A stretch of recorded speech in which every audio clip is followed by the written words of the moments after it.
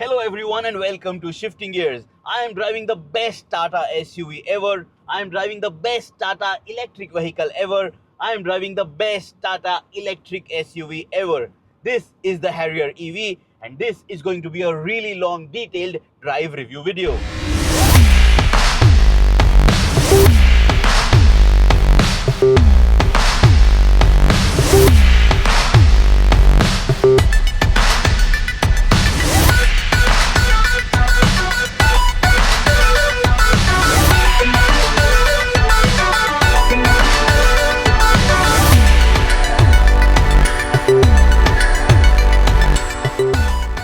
So as we all know, the Tata Harrier EV is available with two battery pack options and also a quad wheel drive setup. Prices start from rupees 21.49 lakh ex showroom and go all the way up to 28.99 lakh ex showroom for the top trim, the Empowered 75 quad wheel drive dual motor variant, which is the vehicle we have with us today for a detailed review. So in this video, we are only going to focus on the driving experience. The Tata Harrier EV has features in the hundreds. It is loaded to the max with all the modern features that you have come to expect from a vehicle in 2025. But all of that you will find in our short format content pieces and other videos which we upload. In this video, we will only focus on the feel from behind the wheel because I am sure you wouldn't find this kind of a review video, this kind of a detailed video on the driving dynamics of the Tata Harrier EV out on the internet. And for that, we hope that you subscribe to the Shifting Gears channel, press that bell icon so that you get a notification every time we upload a video to help you make an informed car buying decision. We will also have other videos of the Tata Harrier EV, short format and long format, to help you understand the exterior design, the interior features, the space, the packaging, and just about everything, if at all, you are considering to bring home this electric SUV, which has fantastic potential. Let me tell you right off the bat, before even speaking about everything that I want to, let me give the conclusion before. This is possibly the best handling Tata vehicle I have driven in a really long time, or maybe the best ever. It just feels so good from behind the wheel, inside the city, and also out on the highway. So, there you have it. And now let us start in step by step fashion. First things first, let us speak about the ergonomics. My height is 5 feet 8 inches and I am seated on the lowest seat height. Both the front seats are electrically operated and the driver's seat also offers you memory function. So if at all you are going to share this vehicle with your friends and family, you can set a desired seat setting so that it is convenient whenever you swap. Overall, in terms of ergonomics, everything falls in place just right. This controller for your ORVMs, this touchscreen, the extreme end, you can easily touch it from the driver's seat. This is a touch sensitive panel for your air conditioning, again very easy to touch it, operate it. And this controller for your terrain modes and drive modes, and then this gear stick which is really short, that also falls in place just right. This armrest, this slides forward and backward and it gives you good support. In terms of driving out on the highway, check this out. When I rest my elbows, one on the armrest, one on the door pad, it doesn't feel too off in terms of the placement and it feels natural. So you will get good comfort when you're out on a long drive. The steering wheel is of the right size. Of course, you might feel that all Tata steering wheels are the same, but then the size of the steering wheel differs from product to product, and this feels good enough for an SUV of this size. It doesn't feel like you have too small a steering or too big a steering.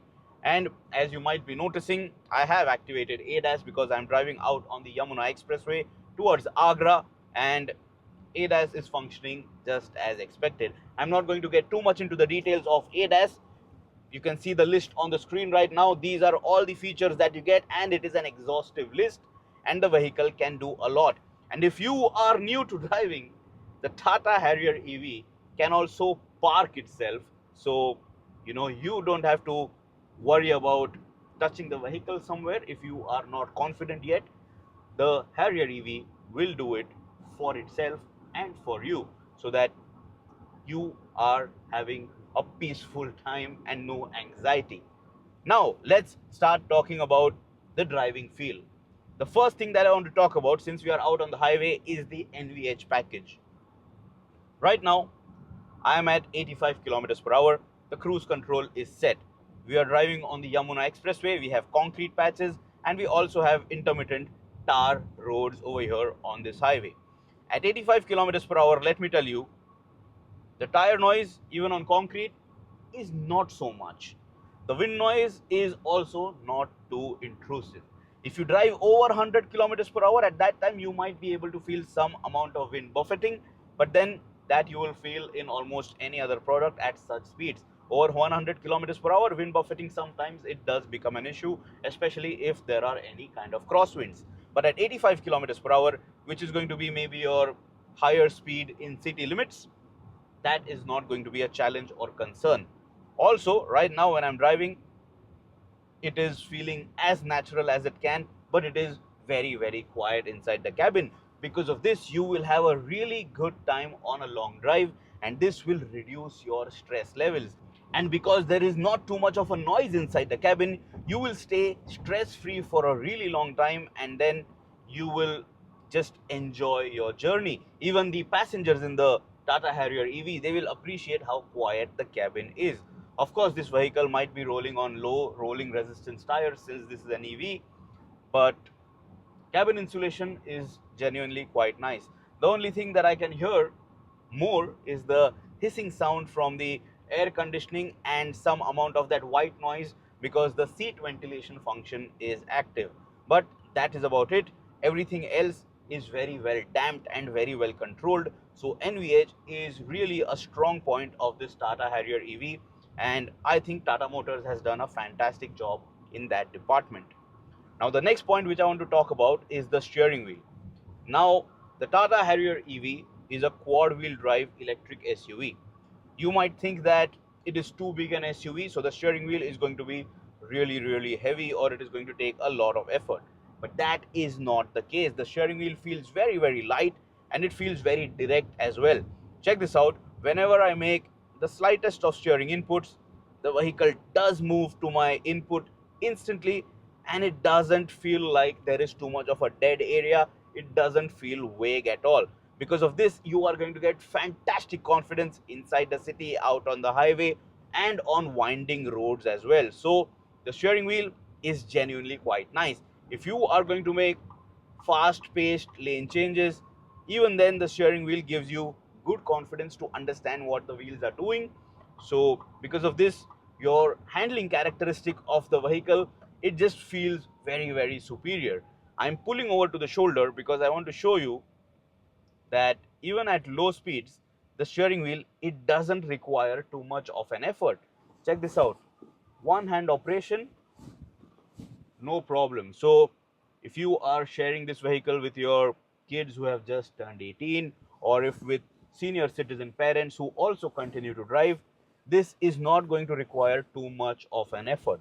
Now, I won't say that it is extremely feather light like a Maruti Suzuki, so one finger operation might be a bit difficult, but nevertheless, this is very, very light. This is absolutely no concern at all. So the steering wheel, it is great. And even when you are going to be driving fast, say for example, you get on the gas, you drive it really hard and fast. I'm in boost mode right now. As soon as I get going, it just gives you such good feel and feedback. It just feels superior. And say for example, if you have to make fast paced lane changes and you want to make some fast paced overtakes like I am doing right now, it just gives me so much confidence, this steering wheel. I am basically almost feeling negligible amount of body roll, and the steering wheel is just like a point and shoot go-kart. It just feels very well connected, and because of this you are going to have fantastic confidence out on the highway and on winding roads. So the steering wheel is genuinely very well calibrated for an SUV, for an electric SUV, and for a dual motor quad wheel drive SUV. This genuinely feels far superior to other competition in its price range. Say for example the Mahindra XEV 9e. This Tata Harrier EV is going to set new benchmarks in this price range, in this size category, in this segment as an electric SUV in terms of driving dynamics. Tata Motors has done a fantastic job. Now, at speeds, when I set the cruise control, the speed is set at 90 kilometers per hour. ADAS is active. The steering wheel is doing its job. It is maintaining the lane. If it wants me to tap the steering wheel, it is going to give me an input to do so. And as you can notice, the vehicle is steering by itself. And it is a very smooth and seamless control that the vehicle takes over. It doesn't feel jerky or it doesn't feel snaky out on the lanes. And because of that, again, you will have more confidence on these electronics package that you get with this Tata Harrier EV. Now, let us very quickly talk about the different kinds of drive modes that you get with this electric SUV, because there you are getting a lot again. So, I'm going to pull over to the shoulder one more time so that we can start talking about all these features which are offered to you. So, ensuring that it is safe, and we are at the extreme left. Yes, we are. Park mode. So, speaking about driving modes, the controls are over here. This is your gear stick. This is your controller for different drive modes and terrain modes. So, check this out. This is your mode selector. This is for terrain modes. Right now it is in normal, snow and grass, mud and ruts, sand, rock crawl, custom. Now, whenever you are playing around with this toggle, this rotary knurled, controller, it is not so loose that you are going to accidentally change the selected terrain mode. It has a nice haptic click. It feels what change is happening, and you won't be accidentally changing modes, or someone is going to just touch it and the mode is changed. So you don't have to worry about that. Check this out on the speedometer cluster. When I change modes, right now it is in custom, rock crawl, sand, mud ruts, snow grass, normal.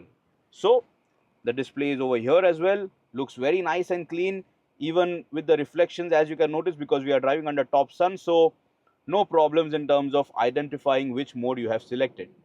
Beyond that, here you will notice this is eco mode, this is boost mode, and this, I guess, is sport. So let us press this mode right now. Check this out on the speedometer. This is sport. Then when I tap the eco button, it is in eco. But if I tap eco again, it goes to city mode. And if I tap the boost button, it has now gone to boost. But if I tap the boost button again, it goes back to city. Now I'm touching sport. And then if I tap sport again, it goes back to city. So city mode is default. And if you tap any of the boost, sport or eco button twice, after selecting it, it will go back to city mode. So all of these controls are also very easy to access. It is just that this button is not very easily visible from the driver's point of view, but it is easy to reach and access. So that's about the terrain mode controls and the drive mode selector that you have over here. This is your gear stick. You have a button over here. Check this out. This is what you have to press when you have to select the gear or change gears. Right now it is in drive mode. Check this out. I have selected drive mode. If I have to go back to neutral, I can't simply push it. I have to press the button and then push it. If I try to push it without touching the button or tapping the button, check this out, I will get a warning. I hope you can hear it. And check this out. Now in neutral, now in reverse. And in reverse mode, as you can notice, you have this very nice screen, very good display. The camera quality could have been better, but this is what it is. This is a nice 3D view. Good screen overall, and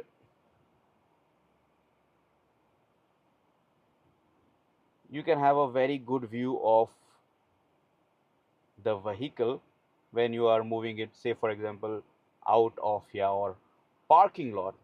And this is just the reverse view, and this is a full screen view as well. So quite nice, isn't it? Okay, coming back, this is your button to go to park mode. So simply press it. This is your electric park brake. This is auto hold function. So that is about it here on the center console area, the controls that you get. These are the only buttons over here, like buttons which you can press and interact with. These are feather touch sensitive, except for the temperature controls which you can move up and down, but everything else is touch. A lot of gloss black, so it is going to show some amount of dust and maybe some scratches even over here, so that you have to be very careful about. But otherwise, not a bad deal in terms of the driver's point of view. So on the steering wheel, you have multiple dial views. This is 2 dial view. This is 1 dial view, and this is the digital view of the speedometer cluster. So very good and very informative. And as you can notice, even though there is a lot of reflection over here because of the sun, I can still read very clearly what is written over there. So no major concern in terms of visibility and readability. On the steering wheel, you have paddle shifters, but these are for regen level. Check this out. Right now it is in regen level 3. Okay, when I tap the minus pedal, regen level is now gone to 2. Pressing it again, regen level 1, regen level off. So you have a total of 4 regen levels, which is 0, 1, 2, 3. And as you can notice, whenever I am making changes to these regen levels, the range is also changing. So the range shown to you is dynamic. And let me very quickly inform you about the range which we have noticed so far in our driving experience on our review drive. Have a look at that trip. We have driven so far for 61 kilometers. 198 watt hours per kilometer is the efficiency that we are getting. So we started our journey at a full 100% battery capacity. Range shown to us was 513 kilometers in eco mode and in regen level 3. So now we have 84% of battery left, 61 kilometers driven, and 368 kilometers of range left. So this is the real world that we are speaking about. Just to quickly mention the official specs, this is the Tata Harrier.EV quad wheel drive dual motor 75 kilowatt hour battery pack. So it produces 158 PS of power from the front electric motor, 238 PS of power from the rear electric motor. Cumulative torque is 504 Newton meters. You get Eco City Sport and Boost for drive modes, and then you get a total of 6 terrain modes, which includes normal, snow and grass, mud ruts, sand, rock crawl, and custom. Now with this vehicle, you are getting a gradability of 47% laden, and then this is an all-wheel drive SUV. The lower battery capacity option of the Harrier.EV is a rear-wheel drive, and even the Tata Harrier.EV 75 kilowatt hour battery pack option without the quad-wheel drive, even that is a rear-wheel drive SUV. And of course, since this is an EV, zero tailpipe emissions. 4 levels of regen that you get, 3 being max and 0 being none. Speaking about the certified range which Tata Motors is claiming, with this particular variant, the brand says that you can get up to 622 kilometers of maximum range, but that is not what we saw when we started our journey today. But in the real world, Tata Motors is claiming that we can get up to 460 to 490 kilometers, and that is what was shown on the display. But in the real world, the range has been dropping very, very quickly. But I'm sure so far you know everything about the specifications and all the numbers which Tata Motors has revealed during the launch, etc. Now let us start driving again, and this time let us drive a bit more dynamically. So I'm going to drive in sport mode now, and acceleration is really good, and it is very progressive. Let me tell you that since this is an EV, because there are not any gear changes that are happening, it feels very seamless in terms of the acceleration that you get. It feels very, very linear, and because of that, you have a zero jerk experience as a driver and even as a passenger in the Tata Harrier EV. And I have been having a really good time driving this SUV. This is the benchmark for Tata if they have to up their own game in the future. It just feels good. It feels just right, right out of the box, which has never been the case for a Tata product for a really long time. There always used to be some niggles, but today, in my review drive experience, no niggle noticed, nothing that has not worked. So I am surely mighty impressed. Right now, when I'm out on the highway, say for example, if I make a sharp steering input, very, very tight chassis. Now, this is a heavily reworked chassis of the Tata Harrier on this Harrier EV, because it is now housing a battery pack on the floor section. But it just feels very, very tight, very, very stiff. It gives you fantastic agility to switch lanes, to drive fast, tip it into a corner. When we were driving towards the Yamuna Expressway, we had really long sweeping corners. We were doing high speeds, but the vehicle was telling me, okay, maybe take a tighter line. I can still manage it. So I don't have to worry that I'm driving a big SUV. I can drive it like a hot hatch, and it just feels like that when I'm behind the wheel. Also, because the center of gravity is low, it feels very good in terms of the body balance. It feels very natural as a sporty product. It doesn't feel like a big, bulky, heavy SUV, which it is, and that is again a big achievement from Tata Motors for this Harrier EV, because it just feels so good. It just feels so dynamic. The steering wheel feels responsive. It doesn't feel too heavy though. It is very direct, so there is not too much of a vagueness that is felt on the wheel.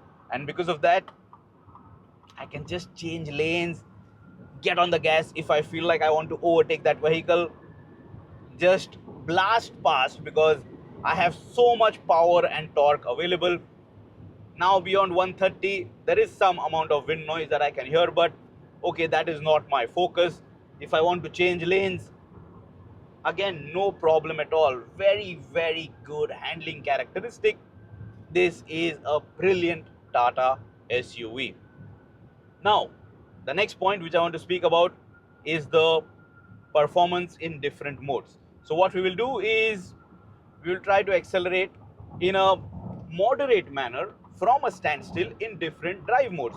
You have obviously noticed me doing that in this video in boost mode, but this time we are going to try first in eco mode. So I'm going to pull over to the shoulder, and let me also tell you, I'm in level 3 region, which is max region right now, but there is no single pedal drive mode that is available. Check this out. The vehicle has come down to crawling speed, and now it is continuing to crawl at 7 kilometers per hour. It is not coming to a complete standstill.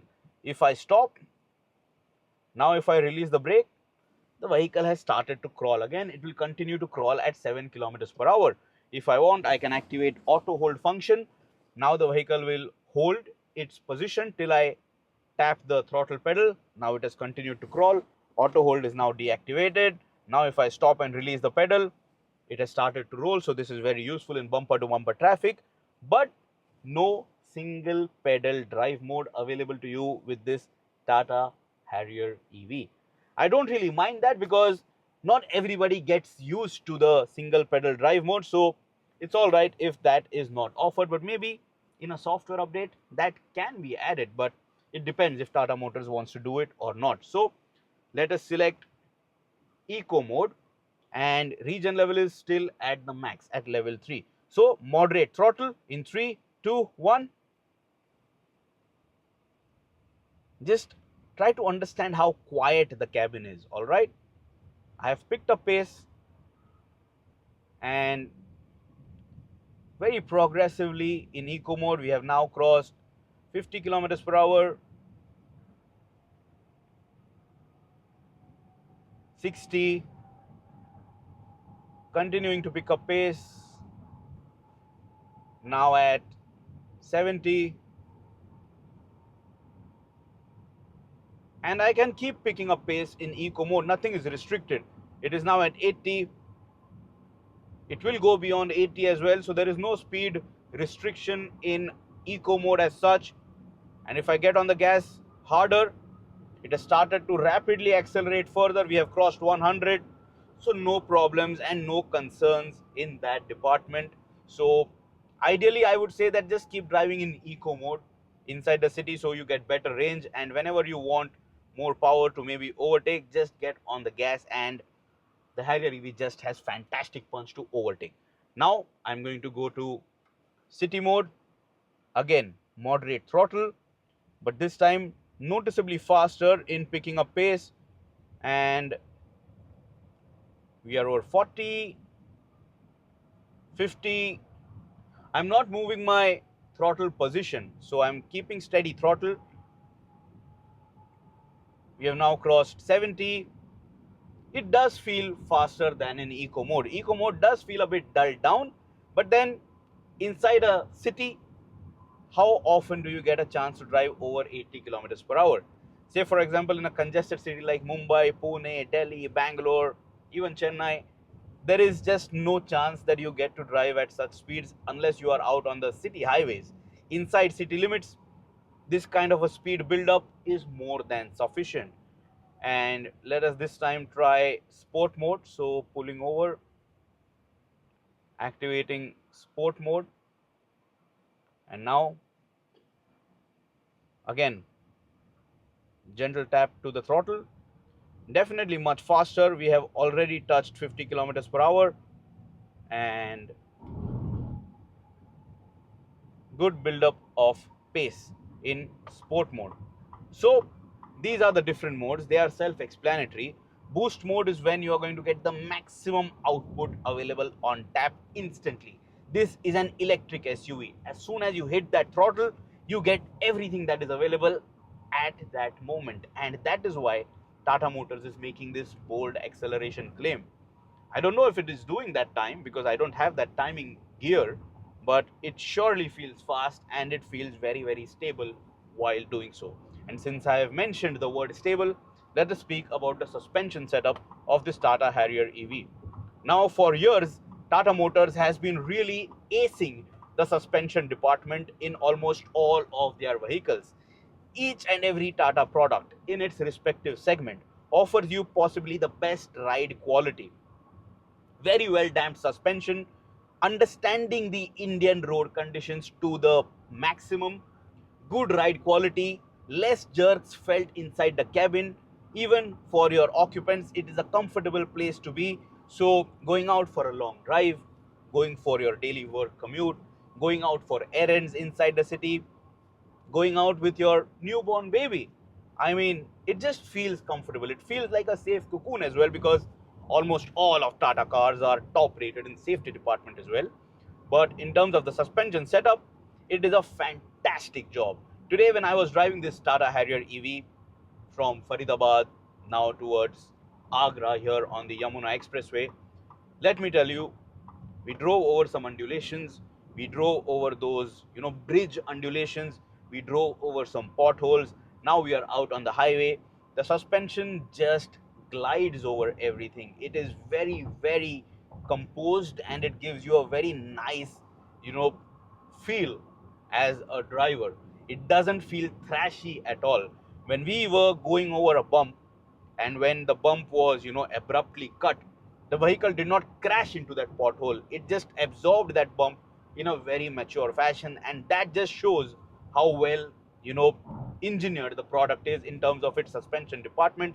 And because of that, you will have a very good time inside the city. It just soaks up the undulations, the bad roads very well, especially in a city like Mumbai where road conditions are absolutely horrible. The politicians have no shame. But if you're driving the Tata Harrier EV, you will feel a lot less of that loot that is happening openly in a city like Mumbai. So the Harrier EV is really well suited in cities and states where there is too much corruption, because the suspension just does such a fine job. Right now, out on the highway, if I'm driving it at triple digit speeds, it feels nice, rock solid, stable, low center of gravity, good suspension setup. It understands the pace build up very nicely, and it gives you very good, feeling when you are changing lanes, for example. So if I very quickly make a lane change, of course you feel some amount of pitch and roll when you do that, because this is a big tall SUV. It is also heavy, but the pitch and roll is very well controlled. It feels connected to the steering wheel, so you understand what is happening to the vehicle at all times, and because of that you will just be able to exploit all the performance from this SUV with absolute ease. So the suspension setup, even out on the highway, is very, very well suited. And if I get on the gas, check this out. I have already crossed 100 kilometers per hour. Rock solid stability. No vertical movement, no waftiness, and even when I release the throttle, not too much of a nosedive. So a very well composed SUV, very good body balance, and that is why I again want to say that it is a big SUV, but it drives like a hot hatch, and I really, really like it. So you have spoken about the steering wheel, we have spoken about the acceleration, we have spoken about the suspension setup. Now let me speak about the brakes. So firstly, you have 3 region levels, so you can get that region to control your speed whenever you get off the throttle, so without you actually tapping the brake. These region levels 0, 1, 2, 3, they are how your vehicle is going to slow down when you get off the throttle. Region level 3 is maximum, so the sharpest deceleration. Region level 0 is none, so your vehicle will free roll for a really long time. So you can select the region level depending on your driving style. If you are someone who lifts and coasts to perfection, you can have minimum region level, so that you know that you are going to slow down at that particular spot, and you will get off the throttle now, and you want your vehicle to slow down and roll freely till then. So you can understand this very easily in just a few days of ownership, so it is not at all difficult to understand.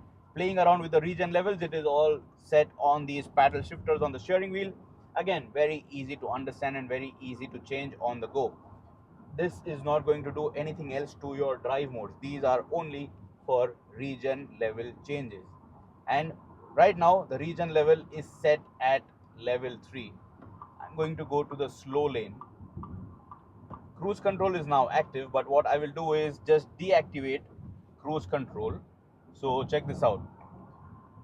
Deactivated, sharp deceleration, and the vehicle is slowing down, and it will come down to crawling speed without you tapping the throttle. So very nice in terms of slowing down the vehicle, but it is sharp, so you will have to ensure that all other road users, you understand where their vehicles are and what speed they are moving at, so that you can then slow down at region level 3. So if you drive with the highest region, you have to be careful. You have to keep your eye out on the mirrors, so that you ensure safety for every other road user.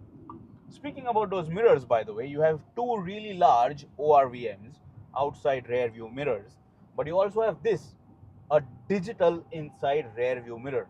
So right now what I can see is the camera feed from the camera on the shark fin antenna on this Tata Harrier.EV displayed over here. It's all right. It gives you a good view. It is covering all the lanes here out on the highway on the Yamuna Expressway. So I have no concerns in terms of safety. If I want to deactivate it, I can do that with the tap of a button. And now I have it as a regular mirror. But as a regular mirror, I can't adjust it much higher to where I want it to be, so that I can get the view that I desire. So now because of that, I'm restricted to use the digital mirror, the camera feed over here. So that maybe needs to be done well in terms of product placement over here and giving me that range of adjustment. Also, this doubles up as a dash cam. There is a camera over here, and also there is a camera at the back, so it records your journey, so that if at all there is any emergency, or if at all there is any accident, you have that coverage, so that you can prove your innocence if you were not at fault. It is always good to have a dash cam when you're driving out, especially in India where the streets are filled with idiots. Sorry to say that, but it is a fact. Coming back to regen levels, right now when I'm out on the highway, I'm going to now achieve 100 kilometers per hour. Let me do that. I'm in sport mode, by the way. 100 is crossed.